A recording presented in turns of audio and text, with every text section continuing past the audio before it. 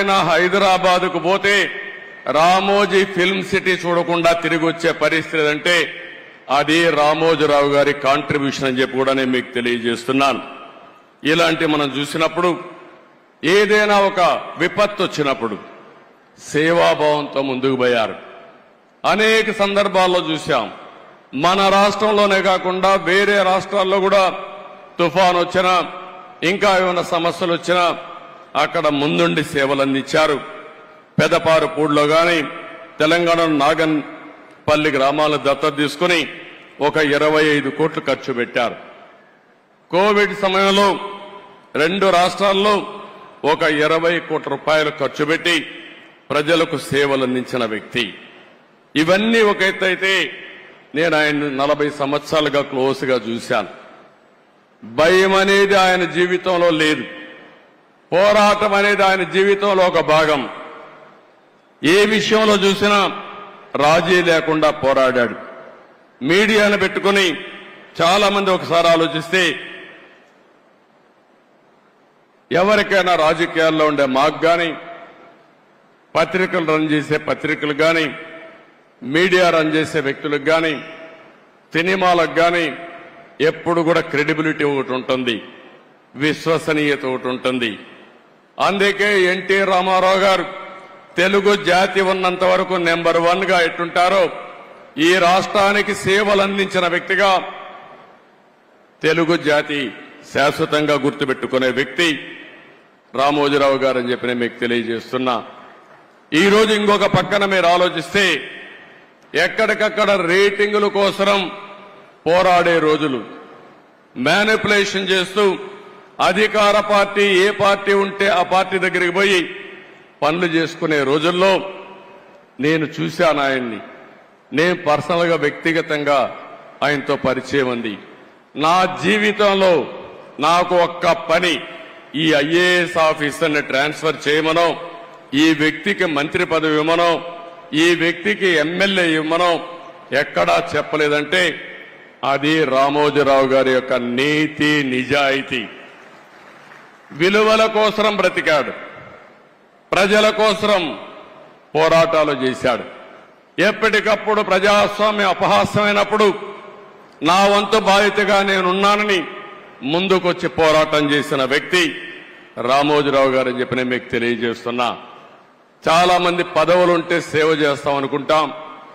రామోజీరావు గారు ఎప్పుడు కూడా పదవులు కాదు, ప్రజా చైతన్యంతో ప్రజలకు మేలైన పరిపాలన ఇచ్చి మేలైనటువంటి సేవలు అందిస్తామని నిరూపించిన వ్యక్తి. 82లో మనం చూశాం. ఎన్టీ రామారావు గారు పార్టీ పెట్టే సమయంలో మీరు ఒక్కసారి ఆలోచిస్తే అప్పటి వరకు కాంగ్రెస్ పార్టీకి ప్రత్యామ్నాయమే లేదు.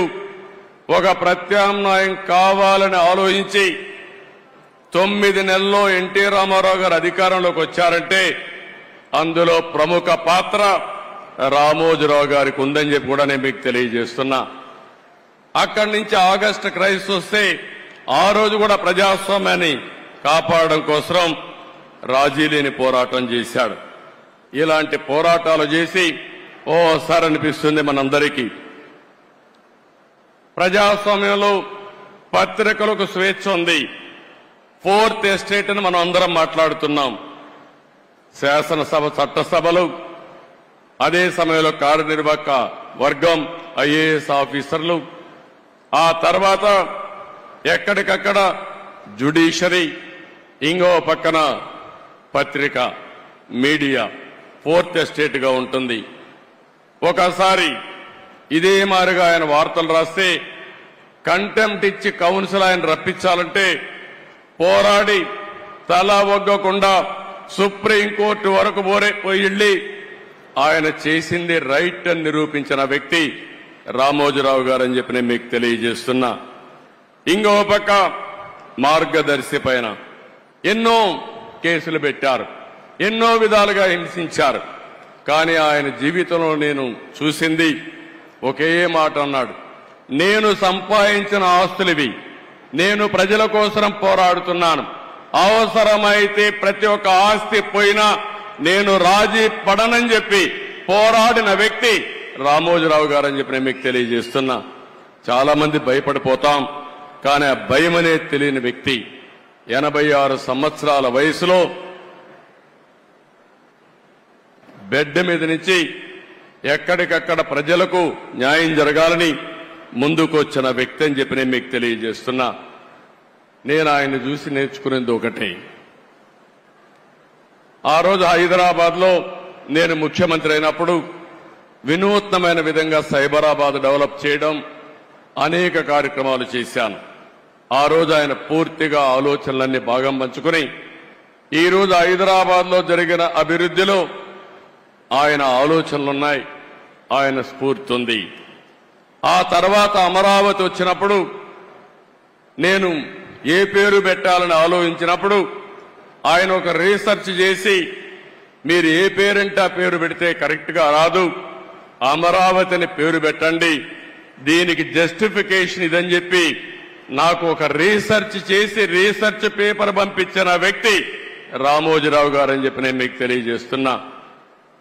అది పేరు పెట్టిన తర్వాత నేను చూస్తే ప్రపంచం అంతా కూడా అమరావతి అంటే మారుమోగింది, బ్రహ్మాండంగా ఆమోదం వచ్చింది. నాకే ఆశ్చర్యం వేసింది. అలాంటి 100% ప్రజలు ఆమోదించిన నగరం మన అమరావతి. 5 సంవత్సరాలు ఇబ్బంది పడింది, కానీ ఏమాత్రం అనుమానం లేదు, మళ్లీ అమరావతి దశ దిశ మారుతుంది. ఈ అమరావతి నగరం తెలుగు జాతి ఉజ్వల భవిష్యత్తుకు నాంది పలుకుతుందని చెప్పి కూడా నేను మీకు తెలియజేస్తున్నాను. అలాంటి సందర్భాలు చాలా ఉన్నాయి రామోజీరావు గారితో.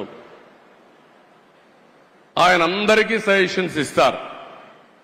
ఎవరో ఆయన దగ్గర పోయి ఆయన ఎవరిని పిలవడు. నేను చూసింది ఆయన జీవితంలో. ఎవరు రావాలని కోరుకోడు, కానీ ఎవరైనా వస్తే తగిన గౌరవం ఇవ్వడం, ఫ్రాంక్ గా ఆయనకు తోచిన అభిప్రాయాలు చెప్పడం ఆయనకు అలవాటు. ఇంకొక పక్కన పేపర్లో మీరు చూస్తారు, కొన్ని పేపర్లు వేరే పార్టీలుంటే వార్తలు అయ్యారు, కానీ రామోజీరావు గారు మాత్రం ప్రతి ఒక్క పార్టీకి ప్రతి ఒక్క నాయకుడికి వారి సంఖ్యాబలాన్ని బట్టి ప్రజాస్వామ్య విలువలకు గౌరవం ఇచ్చి కవరేజ్ వరకు ఎక్కడా తప్పు చేయడు. ఆయన అభిప్రాయాలుంటే ఎడిటోరియల్ పేజీలో చెప్తాడు తప్ప, లేకపోతే ఎప్పుడన్నా అవసరమైతే ఇది తప్పని ఎండగడతాడు తప్ప అవతల వ్యక్తులు చెప్పిన విషయాల్ని ఎక్కడా కట్ చేసిన సందర్భాలు లేవు. అలాంటి వ్యక్తి నా జీవితంలో నా మీద ఎన్నో వార్తలు రాస్తే ఒక్కరోజు కూడా ఒకే మాట అన్నారు, మీరు రాజకీయాల్లో ఉన్నారు, నేను ఈరోజు పత్రికా రంగంలో ఉన్నాను, మన ఇద్దరం కలిసినా మీరు ఎన్నిసార్లు కలిసినా నా స్వేచ్ఛకు భంగం రాకూడదు, మీ స్వేచ్ఛకు కూడా భంగం కలిగించను, నేను మిమ్మల్ని ఏమి అడగను, నన్ను మీరేమి అడగద్దని చెప్పి 40 సంవత్సరాలు నమ్మిన సిద్ధాంతం కోసం పనిచేసిన వ్యక్తి రామోజీరావు గారని చెప్పి కూడా నేను మీకు తెలియజేస్తున్నా. అలాంటి మహనీయుడు, రాష్ట్రం కోసం పాటుపడిన వ్యక్తి, విలువల కోసం ప్రతిరోజు పనిచేసిన వ్యక్తి. ఓసారి అనిపిస్తుంది అందరం కోరుకుంటే కూడా రాదేమో, కానీ ఆయన ఒకటే కోరుకున్నాడు, నేను పని చేస్తూ చనిపోవాలని ఆయన కోరిక. అదే చివరి రోజుల్లో జరిగిందని చెప్పి కూడా నేను మీకు తెలియజేస్తున్నా. నిరంతరం పనిచేయాలనేది ఆయన ఆలోచన. మనం చాలా మంది ఉంటాం, చాలా మంది ఆలోచిస్తాం, కానీ కొంతమంది ఆ విధంగా ఆలోచించగలుగుతారు.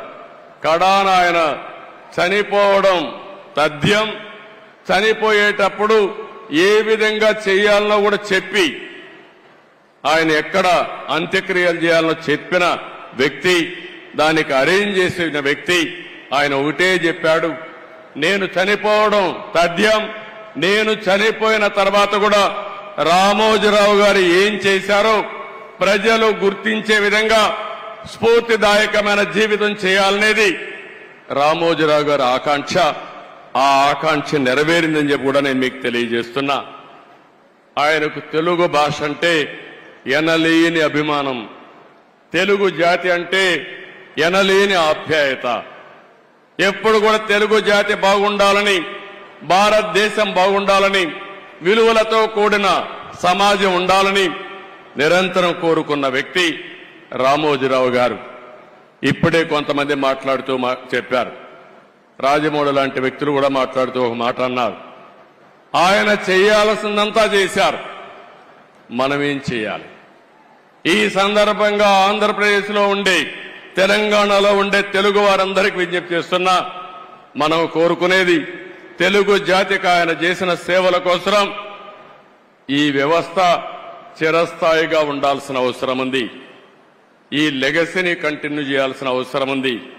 అందుకే కిరణ్ గారిని, వారి కుటుంబ సభ్యులను కోరుతున్నా. అదే మరి వారి పిల్లలు ఉన్నారు ఇక్కడ. ఆయన స్థాపించిన వ్యవస్థ ఆయన కుటుంబ సభ్యులదే కాదు, 10 కోట్ల తెలుగు ప్రజానికానిది, ఆయన ప్రజల ఆస్తి. అలాంటి ఆయన స్థాపించిన వ్యవస్థల్ని భావితరాలకు అందించే బాధ్యత వారు తీసుకుంటే, మనందరం కలిసి ఆయన స్ఫూర్తి ఎల్లప్పుడూ తెలుగు జాతిలో ఉండే విధంగా మనం ఆలోచించాల్సిన అవసరం ఉంది. ఎన్టీ రామారావు గారికి కూడా భారత రత్న ఇవ్వాలని చెప్పి మనం ఎప్పటి నుంచో పోరాడుతున్నాం. అదే సమయంలో రామోజీరావు గారికి కూడా భారత రత్న సాధించడం మనందరి బాధ్యత. ఒక పక్క ఎన్టీ రామారావు గారు, ఒక పక్క రామోజీరావు గారు, ఇద్దరికి ఇద్దరే అలాంటి మహానాయకులకి, యుగ పురుషులకి మనం నివాళులర్పించడం అంటే ఇలాంటి కార్యక్రమంలో భాగస్వాములు కావడమేనని చెప్పి నేను మీకు తెలియజేస్తున్నాను. ఇది కాకుండా అమరావతి ఆయన పెట్టిన పేరు, ఆయన ఇచ్చినటువంటి ఆ రోజు సలహా, ఈరోజు నేను ఆలోచిస్తున్నాను, అమరావతిలో రామోజీ విజ్ఞాన్ కేంద్రంగా పెట్టి, ఢిల్లీలో విజ్ఞాన్ భవన్ ఏ విధంగా అయితే ఉందో, కాన్ఫరెన్సెస్ గాని, రీసెర్చ్ గాని, ప్రభుత్వం చేసే కార్యక్రమాలన్నీ అక్కడ చేసే విధంగా తప్పకుండా తగిన రీతిన ఒక మంచి కేంద్రం తయారు చేసి దానికి రామోజీరావు గారి పేరు నామకరణం చేస్తామని చెప్పి కూడా మీ అందరికీ విజ్ఞప్తి చేస్తున్నాం. అదే మాదిరిగా ఒక రోడ్డు కూడా రామోజీరావు గారి మార్గని, లేకుంటే మార్గమని ఒక రోడ్డు కోసం కూడా ఆయన పేరు పెట్టడం. అదే మాదిరిగా విశాఖపట్నంలో ఆయన యొక్క జీవితాన్ని ప్రారంభించింది, మొట్టమొదటిసారిగా పేపర్ పెట్టింది. అందుకే విశాఖపట్నంలో చిత్ర నగరి అని ఒక పేరు పెట్టి సినిమా షూటింగ్లు చేయడం కోసం ఇప్పుడే మిత్రుడు పవన్ కళ్యాణ్ గారితో మాట్లాడా. అక్కడ కూడా చిత్ర నగరని రామోజీరావు గారి పేరుతోనే పెడతాం, రామోజీ చిత్ర నగరని పెడతామని చెప్పి నేను మీకు తెలియజేస్తున్నా. ఇవి కొన్ని సూచనలు మాత్రం మీకు ఇస్తున్నా. ఆ మహనీయుడికి మనం నివాళులర్పించాలంటే ఆయన స్ఫూర్తిని భావితరాలకు అందించడమే. ఎంతో మంది పుడతాం, ఎంతో మంది చనిపోతాం, కానీ కొంతమంది మాత్రం చరిత్రలో ఉంటారు. అలాంటి చరిత్రలో చిరస్థాయిగా నిలిచిపోయే వ్యక్తి రామోజీరావు గారు. అలాంటి వ్యక్తి సంస్కరణ సభ చేయడం నా అదృష్టంగా నేను భావిస్తున్నాను. ఆ రోజు ఎన్టీ రామారావు గారు చనిపోయినప్పుడు మెమోరియల్ కట్టాం, ఎన్టీఆర్ మెమోరియల్ కట్టాం, అది శాశ్వతంగా ఉంది.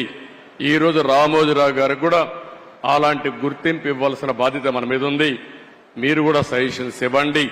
తొందరలోనే వారి కుటుంబ సభ్యులతో కూడా మాట్లాడి ఆయనకు తగిన విధంగా గుర్తింపు ఉండే విధంగా, ప్రజలు గుర్తుండే విధంగా చేస్తారని చెప్పి తెలియజేసుకుంటూ, కుటుంబ సభ్యులందరికీ ప్రగాఢ సానుభూతి తెలియజేస్తూ, వారు ధైర్యంగా ముందుకు పోయి లెగసీ కంటిన్యూ చేయాలని చెప్పి కోరుకుంటూ, ఇంకొక పక్క ఆయన ఆత్మకు శాంతి కలగాలని భగవంతుని మరొక్కసారి ప్రార్థిస్తూ అందరికీ నమస్కారాలు.